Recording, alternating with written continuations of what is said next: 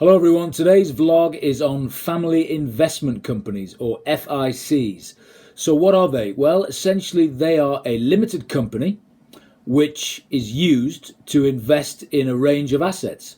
So assuming you've got a pension separately and you're making use of all the allowances for your pension, this is something in addition to that, and you would typically have family members as shareholders of the FIC, and you invest in any assets that you like. There are no restrictions to the asset class that a family investment company can invest in, unlike, say, a pension fund where certain things you can't invest in, such as individual buy-to-let properties. But in a family investment company, you can invest in anything you like.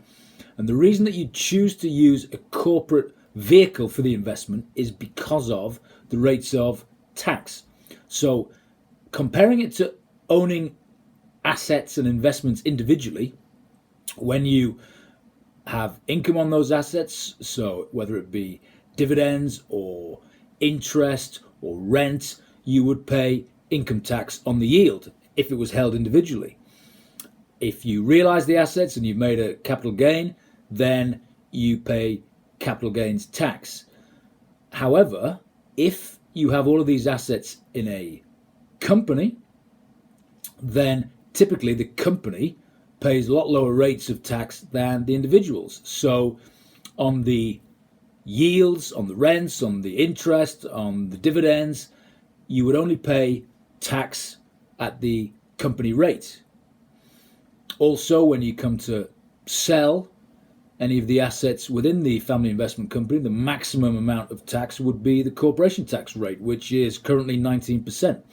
So having assets in a company to investable assets is a good idea. And then when it comes to getting your hands on some of the cash, on either the income stream or the disposal proceeds, those can be paid out to the family members via dividends. Dividends at certain levels are tax efficient when received by individuals. So you could have different shareholders as members of the family investment company, husband and wife, kids, and if you plan it correctly, you can basically play by the best of both worlds in terms of mitigating not only the corporation tax but also the income tax. So as a choice for how to hold assets, pensions, very good. Always consider putting as much into a pension as you can, but then on top of that, think seriously about using a family investment company as opposed to holding personally held investments for tax mitigation.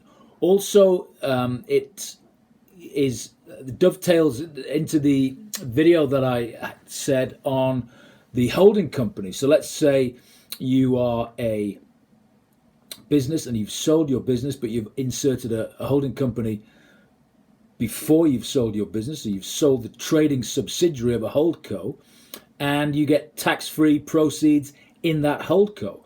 So if you were just going to invest most of the proceeds from the sale of your business anyway, you'd leave them in that holding company, which you would turn into a family investment company, and use that holding company or the family investment company to invest in assets that will generate an income stream. So do have a think about structures of how to hold investments. Do think about use of a limited company for investing family wealth. If you like this video, please do subscribe, and I will see you soon.